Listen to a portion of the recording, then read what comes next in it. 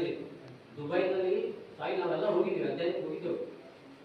ಮರಳೇ ಇದೆ ಅಲ್ಲಿ. ಮರಳದಲ್ಲಿ ನೀವು ಯಾಕೆ ನಿಲ್ಲಿಸ್ತೀರಿ? ಅಲ್ಲಿ ಪೈಪ್ ಮೇಲೆ ಫೌಂಡೇಶನ್ ಮಾಡ್ತಾರೆ. ಪೈಪ್ ಫೌಂಡೇಶನ್ ಪೈಪ್ ಕರೆಕ್ಟ್ ಮಾಡೋದು. ಅದು ಇಲ್ಲಿ ಮಣ್ಣು 15 20 ರಿಜಿಸ್ಟ್ರೇಷನ್ ಆಗ್ತದೆ.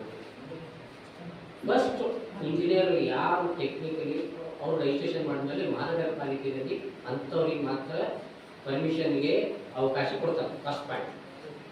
ನಂತರ ಯಾರು ಟೆಕ್ನಿಕಲಿ ಅಡ್ವೈಸ್, ಇದು ಇಂಜಿನಿಯರಿಂಗ್ ಈ ಕಾಯ್ದೆ ಮಾಡಿದ್ದು ನಮಗೇನು ಸುಖ ಇಲ್ಲ, ನೀವು ಹೇಳಿದ್ರು ಕರೆಕ್ಟ್.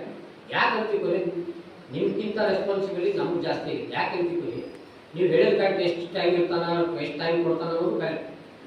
ಈಗ ಸರ್ಕಾರ ಇದನ್ನು ಎಲ್ಲ ರೀತಿ ಆ್ಯಂಗಲ್ನಲ್ಲಿ ನೋಡಿ ಕಾನೂನು ಯಾಕೆ ಮಾಡಿದೆ ಅಂದರೆ, ಫಸ್ಟ್ ನೀವು ಇಂಜಿನಿಯರ್ ನನ್ನ ಹತ್ರ ಬಂದರೆ ಪ್ಲ್ಯಾನ್ ಹಾಕಿಕೊಟ್ರೆ ಫೈನಲ್ ನಿಮ್ಮ ಕಂಪ್ಲೀಷನ್ ಸರ್ಟಿಫಿಕೇಟ್ ಯಾರು ಪರ್ಮಿಷನ್ ಮಾಡ್ತಾರೆ, ಯಾರು ಮನೆ ಪರ್ಮಿಷನ್ ಹಾಕಿರ್ತಾರೆ ಪ್ಲ್ಯಾನ್, ಅವರೇ ಸರ್ಟಿಫಿಕೇಟ್ ಇಶ್ಯೂ ಮಾಡ್ತಾರೆ. ಓಕೆನಾ? ಕೊಟ್ಟಾಗ ನನ್ನ ಜವಾಬ್ದಾರಿ ನಾನು ನಿಮ್ಮ ಹತ್ರ ಬಿಲ್ಡಿಂಗ್ ಅಂತ ಬಂದು ನಾನು ಕನ್ಸಲ್ಟೆನ್ಸಿ ಮಾಡಿದ್ರೆ ನಾನು ಸರ್ಟಿಫಿಕೇಟ್ ಕೊಡೋಕ್ಕಾಗಲ್ಲ, ನೀವೇನು ಮಾಡ್ಕೊಂಡ್ರೂ ಆಗಲ್ಲ. ಅದಕ್ಕೆ ನಮ್ಮದು ಜವಾಬ್ದಾರಿ. ನಿಮ್ಮ ಮನೆ ಕರೆಕ್ಟ್ ನಾನು ಸೂಪರ್ವಿಷನ್ ಮಾಡಿದ್ರೆ ನಾನು ಸರ್ಟಿಫಿಕೇಟ್ ಕೊಡ್ಬೋದು. ಸರ್ಟಿಫಿಕೇಟ್ ಕೊಟ್ಟಾಗ ಅಲ್ಲಿ ನಿಮ್ಮ ಮನೆ ನೋಂದಣಿ ಅಂತ. ಈ ಥರ ಕಾನೂನಲ್ಲಿ ಒಂದು ಅವಕಾಶ ಇದೆ. ಹೀಗಾಗಿ ಹಿಂದೆ ಏನಾಗಿದೋ ಇಷ್ಟು ವರ್ಷ ಕಾಲ ಯಾವ ಕಾನೂನು ಇದ್ದಿದ್ದಿಲ್ಲ.